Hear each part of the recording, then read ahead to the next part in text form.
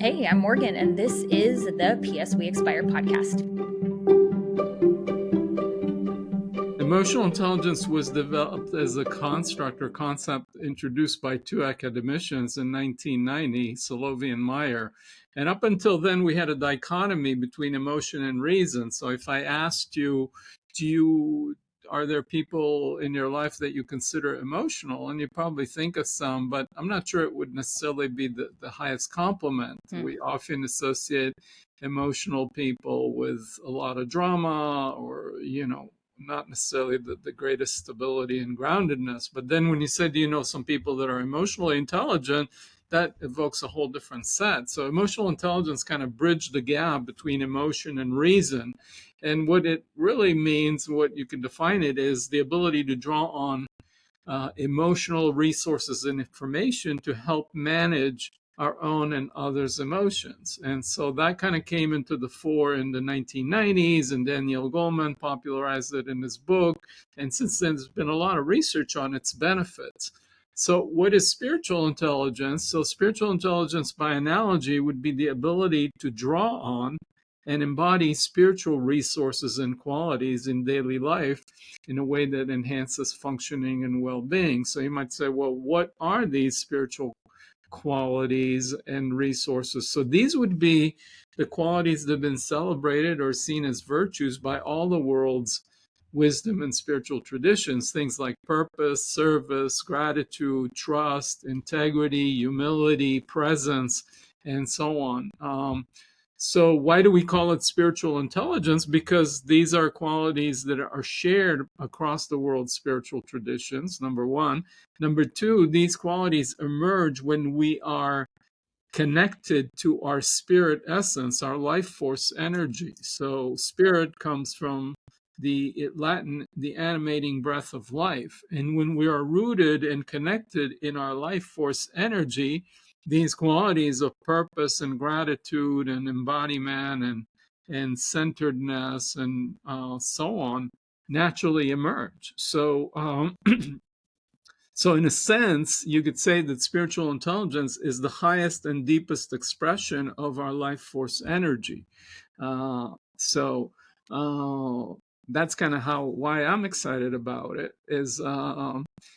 Now, the term is not something I developed. So the term was actually coined by a woman called Dana Zohar, as the first time I heard about it in a book she wrote, Rewiring the Corporate Brain. But she did not offer what I would call an operational definition or a validated instrument to measure it.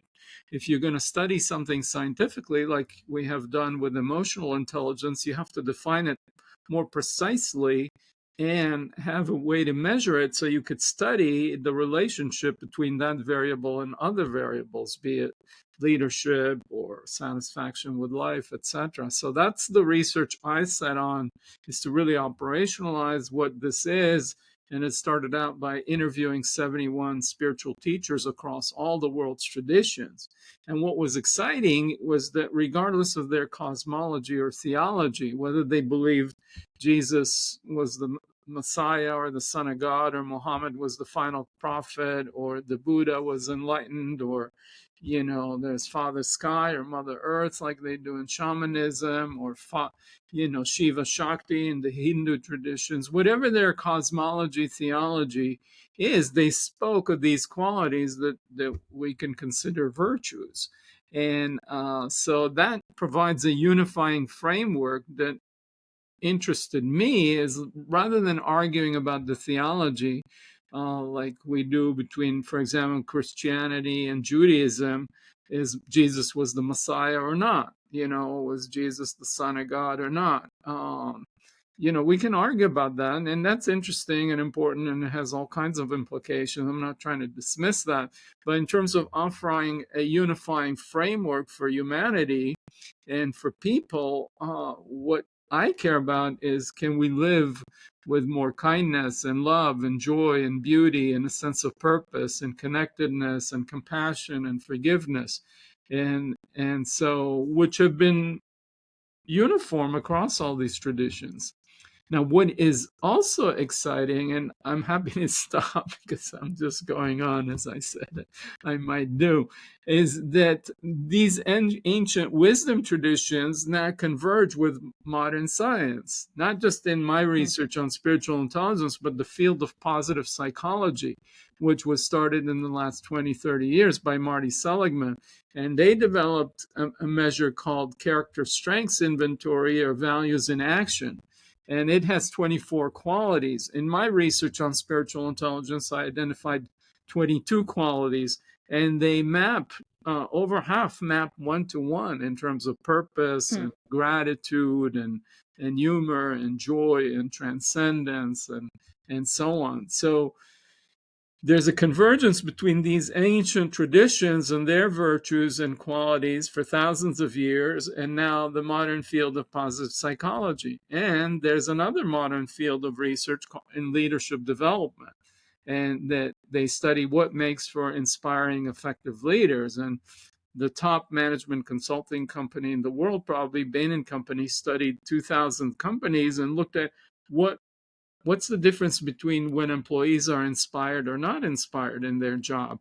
And when people are inspired in their work, they're twice as productive as just going about, trying to earn a paycheck.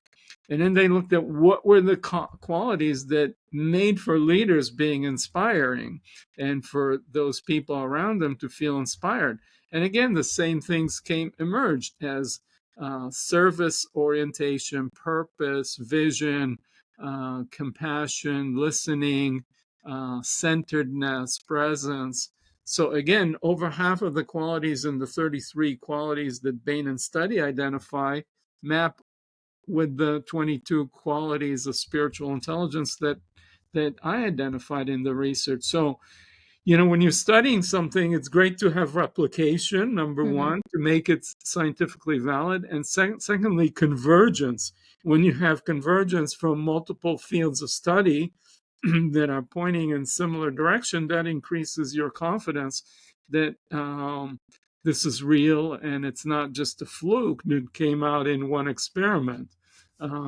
So, my research on spiritual intelligence has now been cited over 1,000 times, and the measure of spiritual intelligence has been translated into over half dozen languages and used in different cultures. And what was shown is that again and again, spiritual intelligence contributes to satisfaction, quality of life, mental health, resilience, productivity at the individual level, at the group level.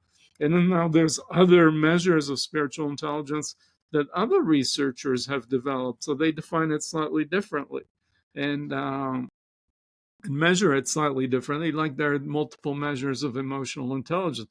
But the point is that there's an abundant, ever-growing body of research across multiple researchers that says that spiritual intelligence can be measured and is positively impactful.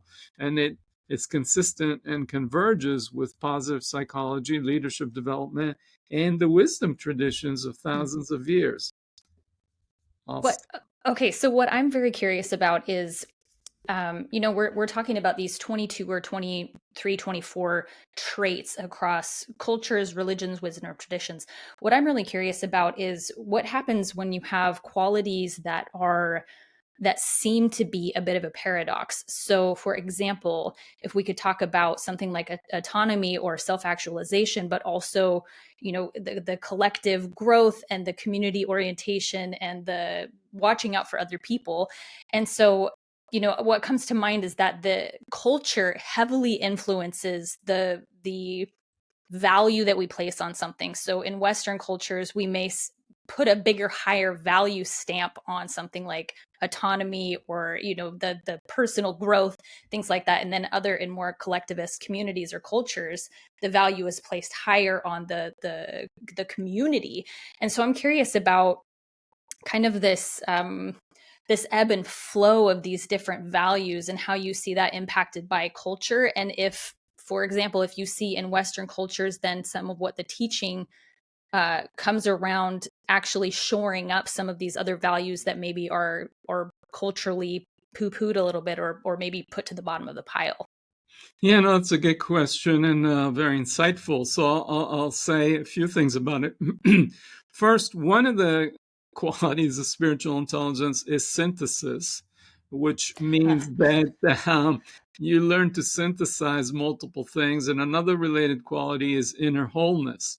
So, so you talked about one dichotomy, polarity between autonomy, individuality, and transcendence and unity or oneness. So that's one polarity we have. We also have polarity between masculine and feminine within us, our energy. So the Taoist tradition speaks a lot about the unity of the masculine and feminine, as and we know biologically that's what gives rise to life. We need to bring those two energies together. Well, there's another dichotomy might be between humility and confidence Hmm. and empowerment. And but when you understand humility properly, it's not in conflict with confidence. One can be humble and confident at the same time. The point is that humility, there's this beautiful quote about from C.S. Lewis, which is humility is not thinking less of yourself, it's uh, Of yourself less. thinking of That's right. yourself less. Yeah, Yeah. exactly. So you're familiar with that. So the point is you're not really focused on yourself, and you're just so when you're called to do a mission as a leader or as a person or whatever, it's not about me, it's about devotion to that mission and that purpose. And then when we have that passionate devotion, then we're powerful, we're confident, we're completely aligned and behind it. So we're not divided. And so that gives us tremendous power. And Gandhi said, there comes a time when a person is, I forget exactly, completely unstoppable, and that's when they reduce themselves to zero. Because when I'm not thinking about myself, I can be wholeheartedly devoted to the cause and be nearly kind of fearless. Like, okay, it might be painful. I might be tired. I might be whatever. It might hurt. But so what? It's not about me. It's about. So when we have that full hearted devotion, which is really not about my individual self, but perhaps it's about the greater capital S self or the vision or the devotion to the one or God, that depends on whatever language or cosmology you have, then you can transcend these paradoxes. And yes, it's hugely important that we attain personal freedom and empowerment and liberation and growth, but also remember that we're in this together. And so our Western culture in the US is heavily focused on individualism. And that's part of our problem, is that we have this great loneliness epidemic. People are disconnected. There's a lot of fighting and ideologically and otherwise. And so, and then other cultures are collectivistic, and it's all about, the group, etc. But I think in our human soul, we need both. We need to feel our individual autonomy and our free will and so on, and we need to belong. We're Hmm. social beings. So the way I think about it, the analogy that helps me is some spiritual teachings say we're all one, and it's kind of like the individual doesn't exist. Well, we're all one at some level, but we're not the same, and we're uniquely distinct. So when you think about the human body, it's made of many cells, and each cell has an individual identity. It has a cell membrane, and it has to keep itself alive and functioning. It has, it's amazing complex machinery that we still don't understand in science. How does an individual cell work? It has the immune system and all kinds of things that are going on. It has a cell membrane, but it's embedded in an organ. And that organ has a particular function, whether it's a kidney or the thyroid or the liver. And then that organ is embedded in the organism. Now, the cell, if it only cares about its well being, Mhm. or the organ only cares about its well-being, it could do fine for a little while. But if the organism gets sick, gets cancer, God forbid, then that cell dies and withers and dies. So we have to hold both. We have to hold our individual integrity and autonomy, and we have to hold the fact that we're part of one web of life. Mm. And when we embed ourselves in that one web of life and properly understand our interconnectedness, that brings us the greatest individual fulfillment, because then we can ask ourselves, what is mine to do? What is my unique gift that life has given me? And how can I use it to contribute? And when I actualize my unique gifts, those are the things I'm good at. I'm naturally going to enjoy it, and then my life naturally has meaning. Yeah. That's that's probably a great place to go next, because one of the things that you talked about, and one of the things that is so clear from positive psychology, is that when people are tuned into their purpose, there's a great deal of life satisfaction. There's, you're clear on your goals, you are feeling like you're contributing to the whole. But many people are going to ask this question: how do I find that? How do I find my purpose? How do I narrow down the millions of options of things to do? And I can recognize that in that question, there also is a very kind of Western society capitalistic idea of, what do I do? What is, and we tie this idea of our purpose to our careers.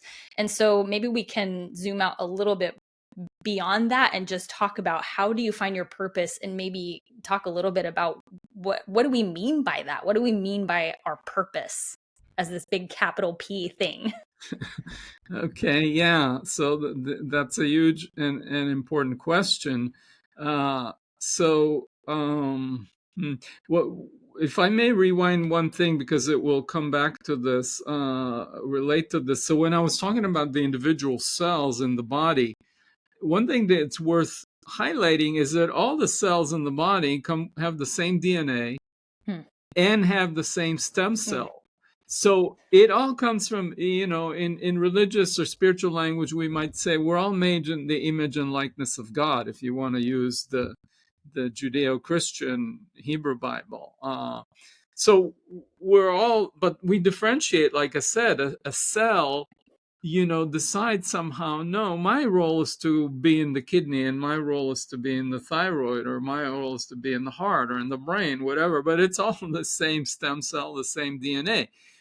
Now, those cells are actually, homogeneous in when they start, but they differentiate. So, but in human life, even though we're all quote unquote made the same. We're the same species. We're all in the image and likeness of the divine, if we want to use that language.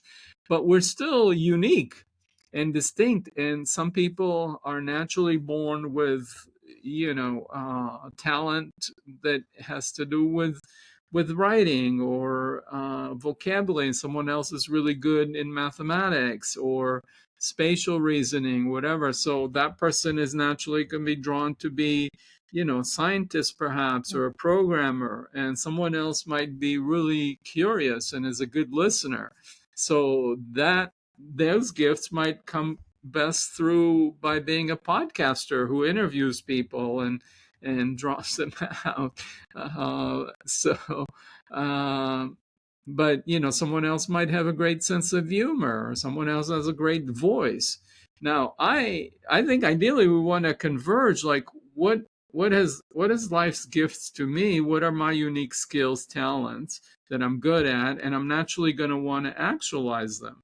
And when I do that, I feel the joy and sense of mastery, and then I want to use them to contribute. So this is what people call about the ikigai, where you've got this convergence between what you're good at, what you enjoy, and what needs to be done. So if I enjoy singing, for example, and but I'm not particularly good at it. My kids often used to remind me, it's like, Dad, so that's probably not going to be my purpose, but I might be a hobby. uh, and again, like you said, it doesn't, one's purpose can shift also through life. I mean, in different stages, like somebody may be going through a parenting phase, and their purpose through that phase is to really imbue values and be there and express love. So you might say, well, my purpose is to be as loving and nurturing to people around me. So when in a certain phase of life, that comes through as being a parent, and another phase it might come through as being something else, a therapist, I don't know, a spiritual teacher, something else. So it's not necessarily tied to, like you're highlighting, to my job, what I do to earn a living, although ideally it at some stage, some of us obviously need to earn a living. So we want to find an alignment between our our talents, skills, superpowers, and what we're good at, and then line that up with the organizational mission. So if I'm a mechanic, I'm a mechanic or a lead of a team of mechanics in an airline, and my skill and whatever has to do with my craft is working with my hands, fixing things. That's what I really enjoy. That's what I'm good at. Working at the airline as a mechanic, I can line that up with, I want to make the airplanes leave on time and have safe flights. Someone else talent and skill has to do with numbers, and they work in the accounting and finance department. And what they're doing is they're doing the analysis to empower the organization to make the best decisions and scheduling optimization and so on. So my point is that we want to find alignment between our skills and talent, what needs to be done, and then line that up within the greater being organism that we're a part of, whether it's in our family, in our community, in our neighborhood, in our uh, for-profit, non-profit, whatever. So we're all embedded in something bigger, and we want to line up our gifts and utilize them to contribute to that bigger organ, that bigger organism we're a part of. That's wonderful. The three things that I wrote down is there's a convergence between natural talent, so something that we're born with. I definitely did not get the mathematics uh, stem cell route. So we've got the natural talent plus life circumstances. So whatever this season of life or this period of life is requiring from us to develop or to be, even if it's not something that we're hoping that we do forever, plus this zooming out so that we can see how the things that we're doing contribute to a larger purpose. And I suppose the place that I want to focus next is that on those first two things, the natural talent and the life circumstances, there are so many things in those two categories that are largely outside of our control. We can't do anything about, necessarily what things are happening in politics. We can't do anything about if I really love singing but I have a terrible voice. I can't do anything about that. There may be some things that I can do if I want to develop that. And not to say, I just want to touch on this for just a second. If we are bad at something but we enjoy doing it, I would still lump the joy that we get from something into our purpose. So, it's okay if we're bad at something, if we enjoy it. I would still consider the enjoyment of that and the participation in something that brings joy as part of the purpose. But what I want to ask about is this mental exercise of zooming out so that we see how whatever the contribution is fits into the whole. Like, that's a really profound thing that you said about the airline mechanic who is not just tightening bolts and checking, PSI on the tires or whatever. They're also understanding that they're impacting the lives of the people on the plane that they're working on. And so, do you have some practical advice on how to exercise this or develop the skill of zooming out and seeing ourselves as part of the bigger picture?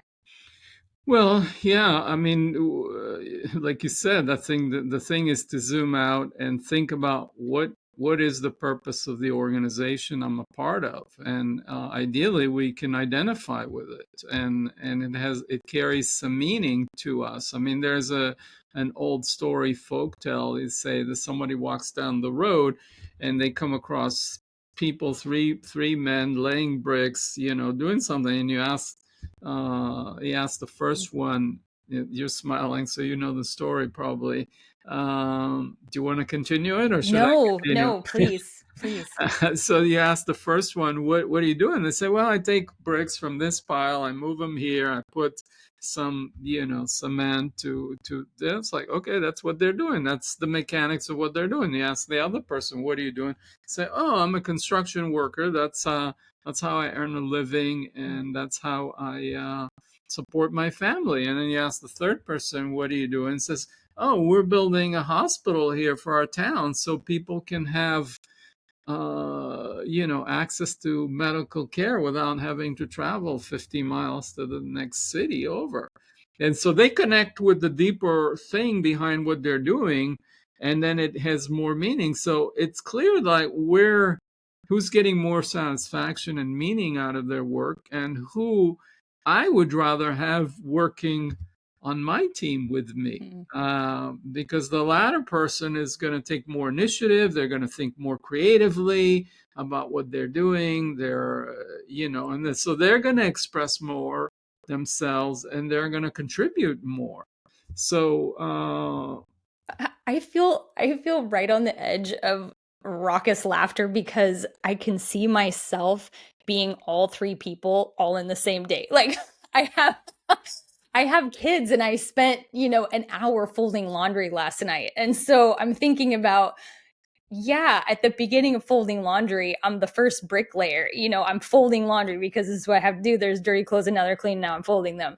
And then, 20 minutes into it, maybe I'm listening to a podcast and it's talking about, something spiritually minded or something. And I'm the second bricklayer. And then at some point I have the inner stillness to recognize that I'm creating a safe, comfortable environment for my children to live in by having clean clothes that they can wear to school. That's part of my bigger role as a mother, I suppose. And I think I find so much delight in recognizing that there isn't really like a place that we get to where we are permanently the third bricklayer.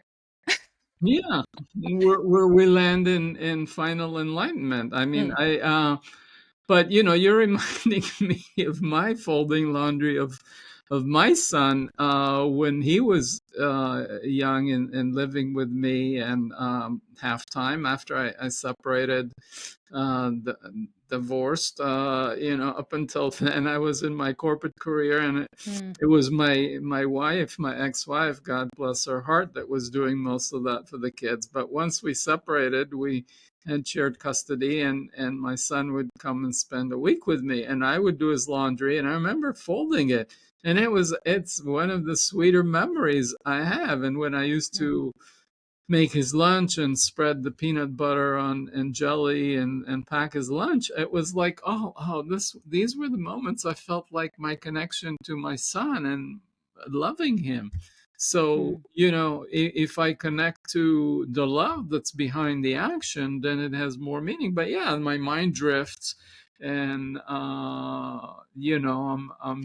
spreading the peanut butter, and I'm thinking about my lunch, and I'm not remembering that it's my son who I love. But what I like to say, I don't know if you've seen the documentary about the High Wire Act of this person who walked mm, between the two twin towers of the World Trade Center. mm, But when you're walking a tightrope, um, most, even if you're good, if you watch this, it's unbelievable. He was at 100 stories high or whatever, and he walked across. I don't know how far it is, how many feet, too yards. far.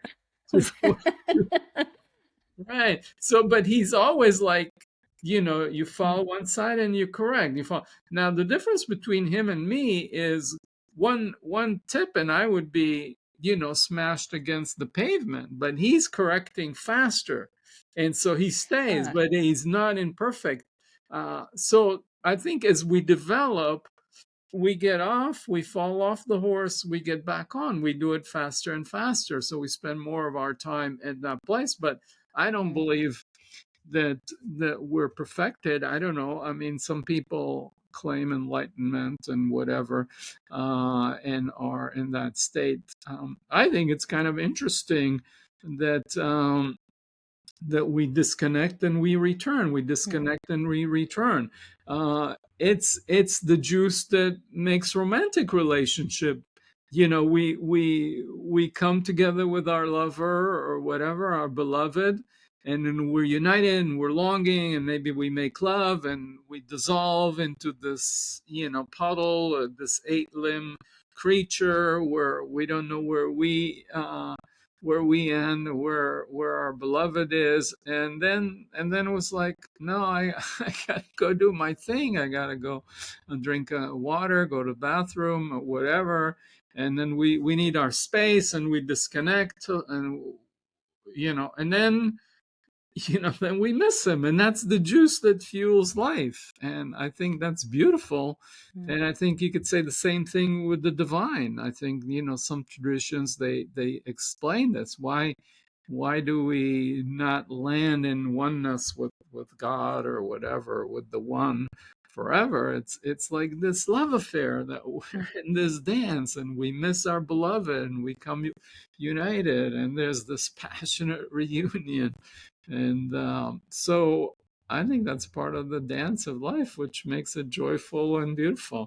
That's a really lovely way to think about it, because many people who are in in this pursuit of greater self-awareness and self-development and actualization and transcendence can get frustrated so often at repeated patterns.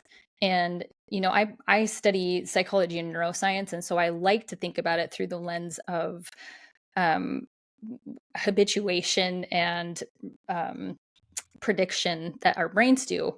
However, talking about it in this way of the delight of coming back to the realization, I think is a really beautiful way to talk about um, falling off the horse.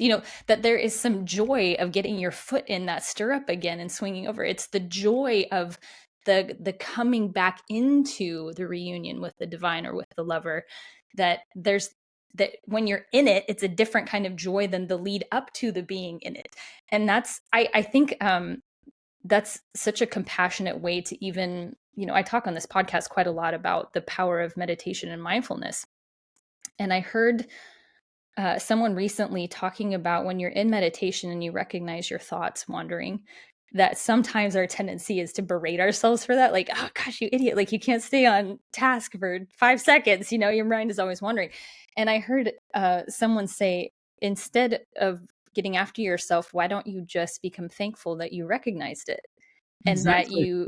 that's exactly it. And I think that in this pursuit of becoming more spiritually intelligent, that part of the thing that we can be grateful for is the recognition for when we're not exercising these values.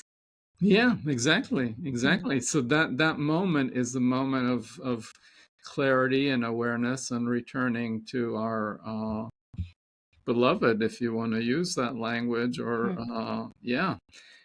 And, I think Rumi has a poem. It says, "Your hand opens and closes. Otherwise, you'd be paralyzed." So, Hmm. you're. The movement is I think that necessary. is part. What's Yes. that? The movement is necessary. Well, yeah, and it's the range of motion and the Hmm. diversity, like you said. So there's one kind of joy of being in the bliss of melted into oneness, and then there's the other joy of coming back.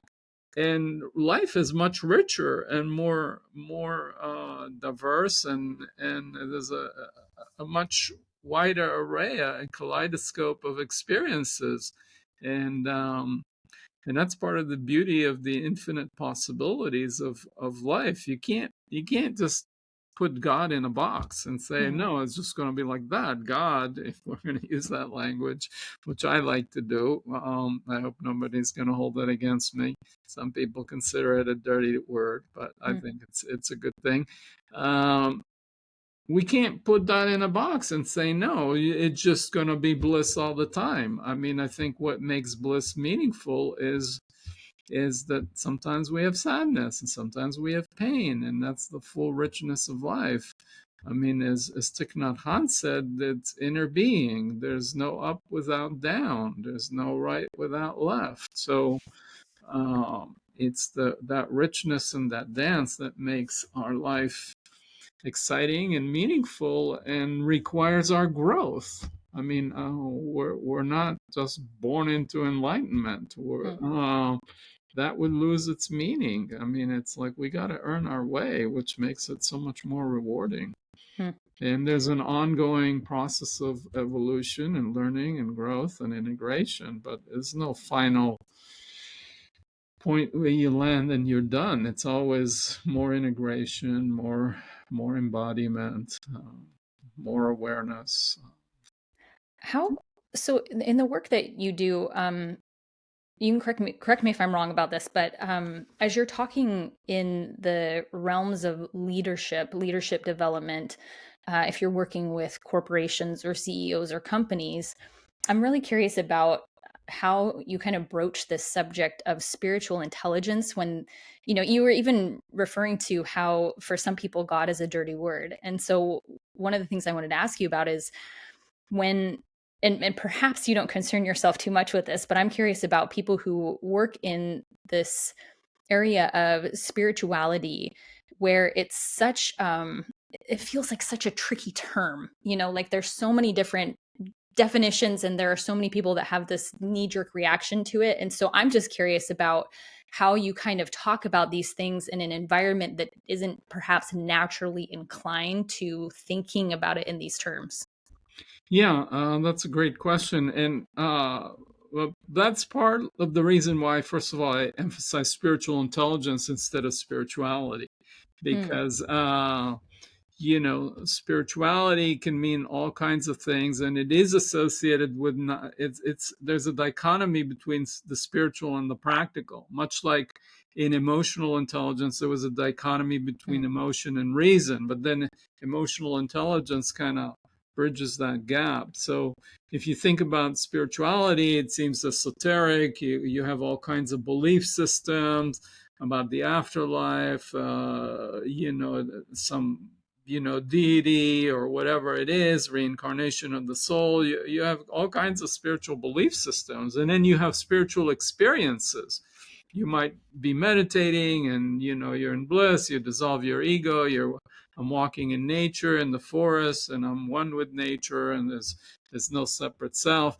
Those are all beautiful experiences, but what spiritual intelligence it cares about is how do I embody these qualities of gratitude and compassion in my team meeting, and when I'm driving mm, on the freeway and I'm boxed in this metal thing called the car, and there are other cars trying to get it on and off the freeway, or I'm in line in the supermarket, and the person in front of me is really slow, or I'm having a fight with my spouse or partner. It's like it's not the spiritual beliefs or experiences that we have, but it's the ability to actualize and embody these qualities and practice compassion and forgiveness and gratitude and joy and beauty and humility and presence and so on.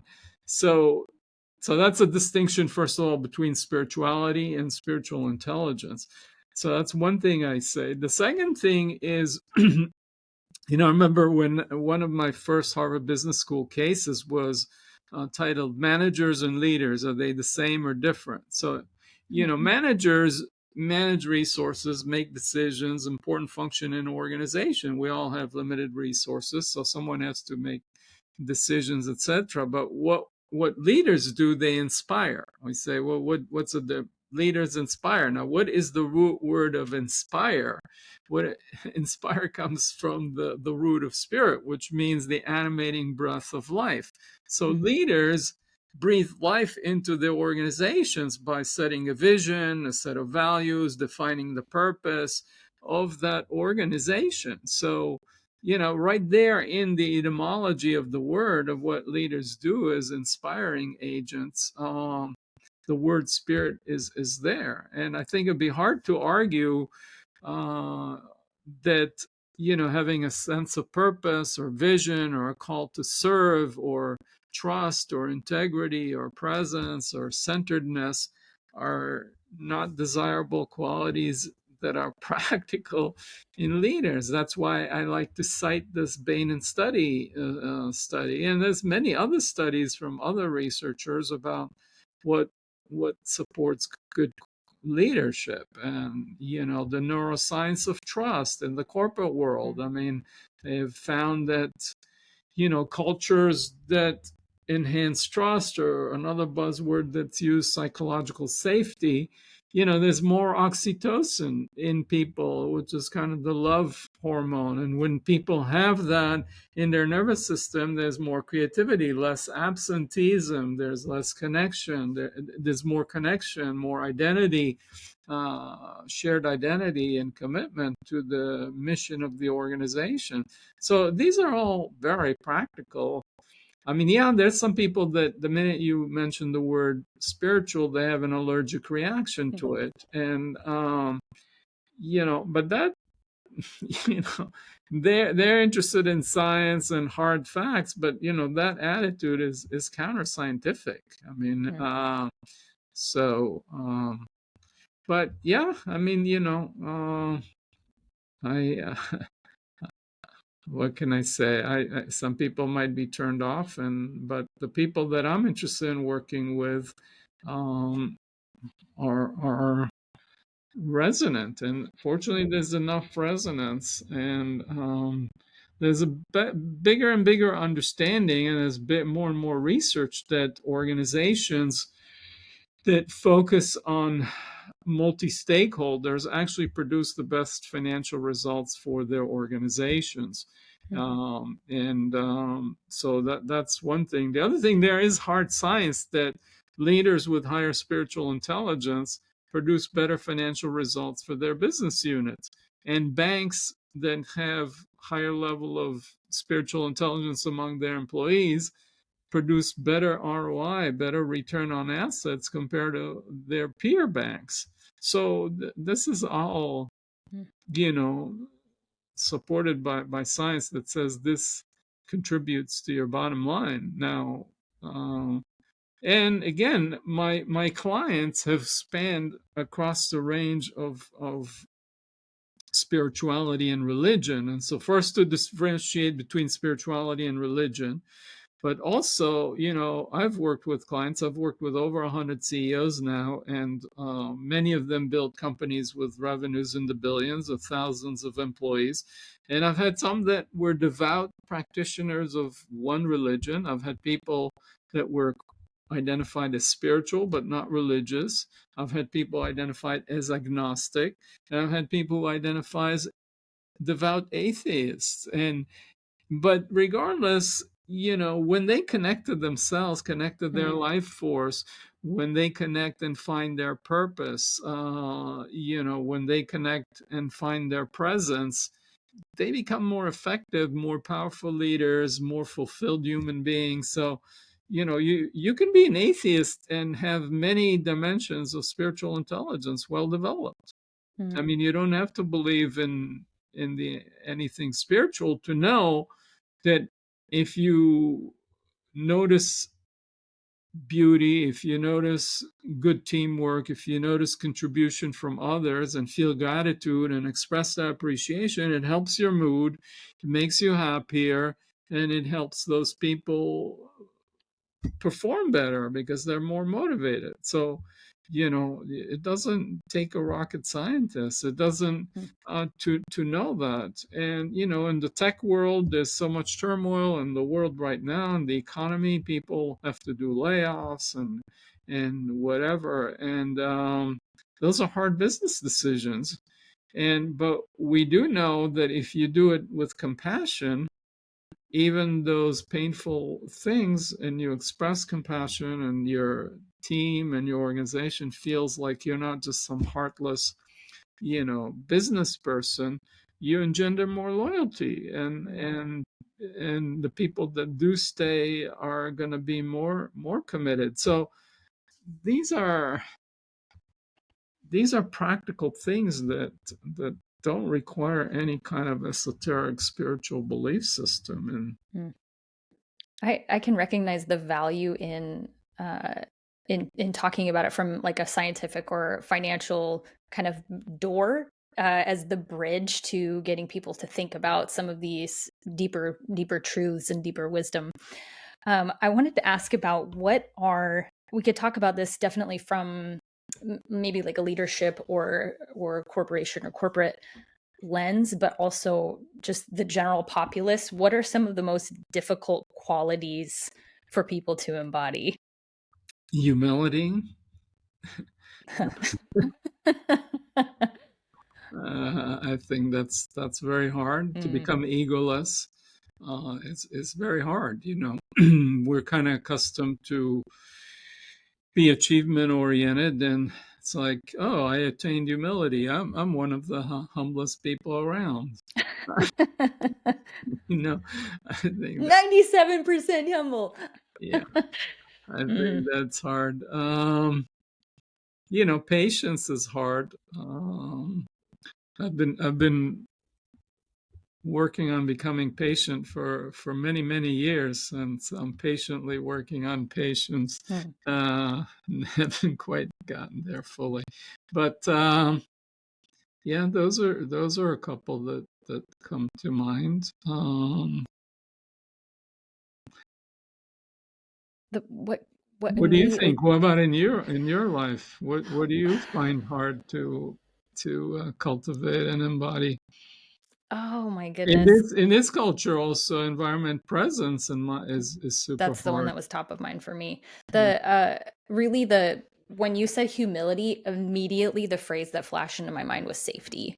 Because humility, if we don't have a proper understanding of it, sounds like weakness. It sounds like vulnerability. It sounds like I gotta watch out, somebody's gonna get me. So maybe we could talk for a second about what humility is. And, for people who are in the self-improvement or spirituality space, we've heard this concept of the ego and or shadow work is very kind of trendy, and so maybe we could dial in on humility just a little bit and talk about what it's not and what it actually is. Yeah, well, we said a few words about it earlier, and so yeah, humility is not being self-effacing and weak and thinking low of yourself. It's just, uh, it's fully compatible with being confident, and so it comes from a sense of security. So you talked Mm, about safety, yeah. So if I'm secure in who I am, then I don't have to spend all this energy to prop up my fragile ego to help me feel good about myself, because underneath it all I have a deep sense of shame and lack and deficiency and mm, lack of worth. So, the ego at some level, I believe, constellates around compensation for a level of shame that we all feel, because as we're born into this world, you know, uh, children as young as 12 to 18 months, pre-verbal, will experience shame when their caretakers, look away just because mom is busy and someone is at the door, or something's burning on the stove. The infant doesn't know anything. It just feels like, oh, mom just left me. We were making eye mm, contact, we were playing, and all of a sudden she left. And so the natural thing that they assume, which is kind of strange, is that the reason I'm not getting the love I want or need or thought is because something is deficient in me. And as opposed to, whatever the real circumstances are, mom mm, is preoccupied or whatever. So then we have this inherent shame that is very deep in our psyche, and there's this deep belief that I'm not enough, I'm not lovable, and so I have to earn my way too. So I got to be the top in my class. I got to make so mm, much money. I got to have so many lovers. However way I get so much fame and fortune, all of the ways in which I can shore up my lack of inherent worth that I have. So when we are secure in who we are, we don't have to constantly prove ourselves to others. So actually, when you understand where the ego comes from and how it's trying to compensate, then actually a sense of security and confidence can make us humble, and that we're not trying to, on this race, to prove ourselves. So then, instead of trying to, in a meeting at work, instead of trying to prove myself right, I'm more interested to do what is right. And so if everybody's trying to prove themselves right, you get into these confrontational that are zero sum game. No, I'm smarter than you. No, I'm smarter. And that creates a toxic political work environment. But if I'm secure in my worth, then I don't have to spend all my energy to prove myself to others. I could just focus on doing the best I can to contribute to the vision of the world, the dream, that we're all working together. So I think, as they say, big egos often hide a deep level of shame and insecurity. Mm. So yeah. I And really, oh, sorry, go ahead. no, go ahead. I really like what you said about instead of proving myself right, just do what is right. And that kind for me, when you're asking like what's one of the hardest values for me to embody, I would perhaps say that being misunderstood by others is very, very difficult for me. And so I tend to, will go into this over explaining, or if I just communicate it this way, or if I just phrase it just the right way, I won't offend anybody or whatever. And to be confident that what I'm doing is right, then I don't have to be so wrapped up in making sure everybody also is like, yes, that is right. That to me sounds like an embodiment then of this value of humility. Yeah, and you Mm, could be more inner directed. So you follow your inner compass and North Star, and you're not seeking the approval of others so much.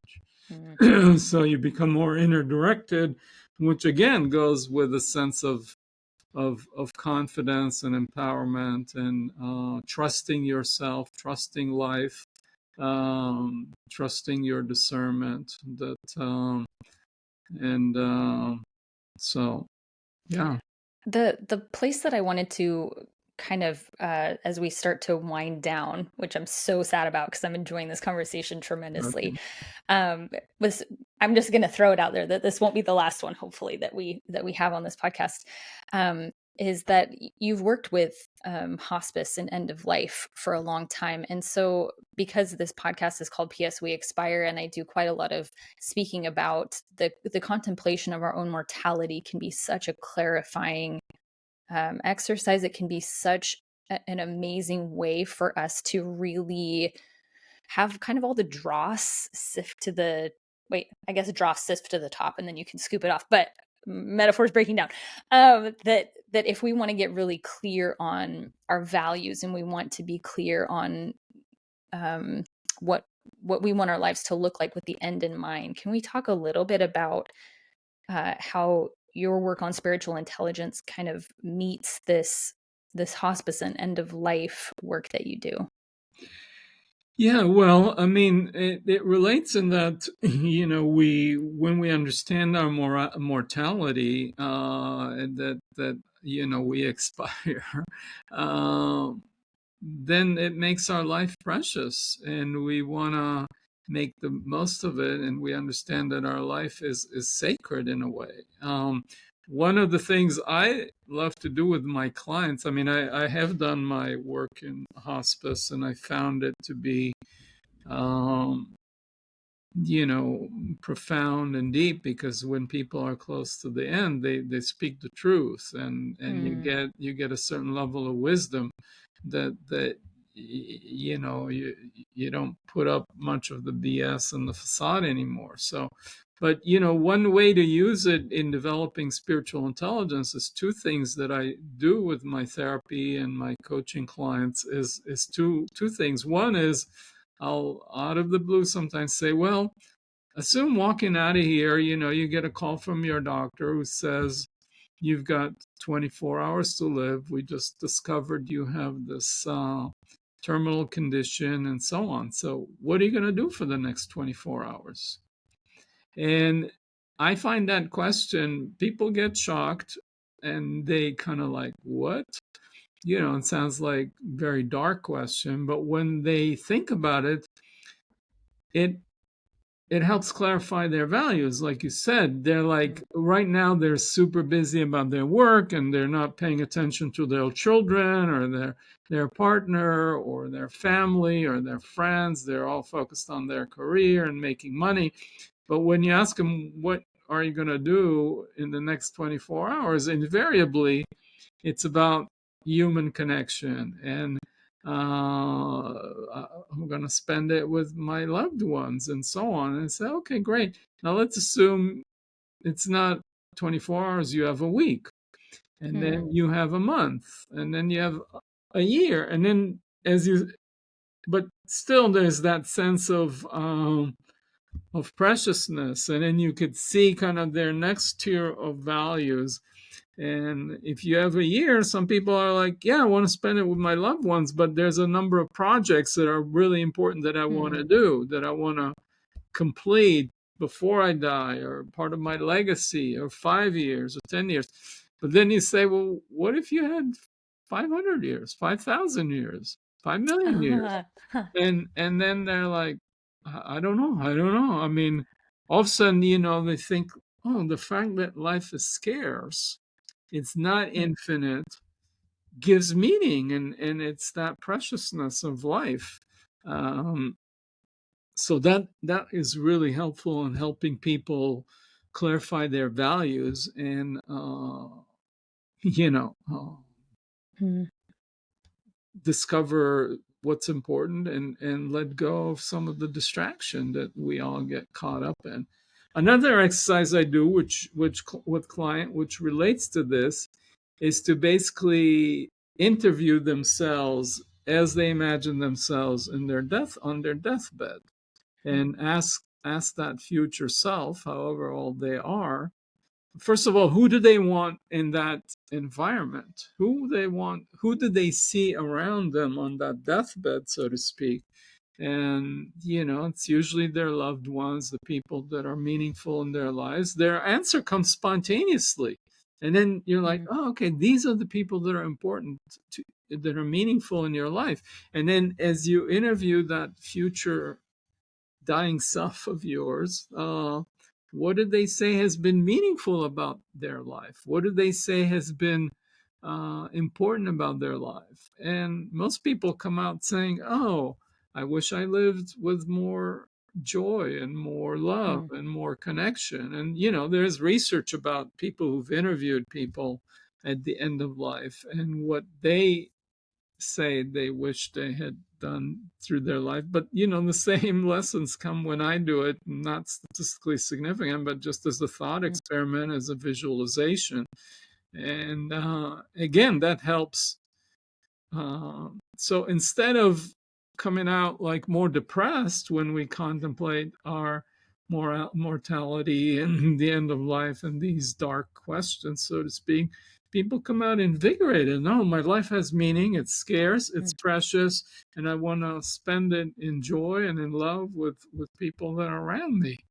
So it helps clarify our purpose. Helps clarify our um, values. And as you said, you can, even if singing is not my profession, just living in joy and vibrating joy, even if people don't like my voice, I think that has a good influence. So yes, just I looping think, back to what you said yeah, earlier. yeah. I think too that people who are committed to living a joyful life see that in other people. And so it really does resonate on a different level than just the activity, but it's like that connection to the joy in the other person that just elevates everybody. Yeah, I just had Mm, an event on radiant joy, and which was like, so often we think of joy as a goal, a destination. I'll have mm, joy tonight when I finish work and I can watch some Netflix, or I'll have some joy over the weekend when I can play golf, or I'll have joy when I retire and I can smell the roses, or I'll have joy in, when I die and go to heaven and hang out with whatever, or in my next life. But in reality, I think joy is the fuel, is the way, and it shouldn't be the destination. When we're joyful, we're that much more productive and more creative, and we have better connections. So, uh, you know, I think Thich Nhat Hanh said something that I quoted, is like, uh, "There's no way to happiness. Happiness is the way." So I say mm, joy is not the destination. Joy is the way. Uh, mm, and it's a great fuel, and it's a great antidote to our difficulties. It boosts our immune system, our mm. mental health, our physical health, connects us to other people, and when we vibrate that frequency, it radiates out, and these emotions are contagious, as they say. Mm. So It's a wonderful thing to catch from someone else. yeah, Yeah, is it's the joy virus, huh? the joy, oh yeah, like that joy 19 maybe. Um what is there anything else that we haven't touched on that you would like to share with my audience? Of course, everyone knows that I will link to a- all the ways that they can contact you and learn more about your work and find your book, Spiritually Intelligent Leadership, also in the episode notes. But is there anything, any closing thoughts that you would like to leave with our listeners? Sure, a couple of things. I think I would say uh, one is, up until Copernicus and Galileo, we believed that the Earth is at the center of the solar system and the universe, because when you look at the sky, the sun moves across through the day, and that's how it looks.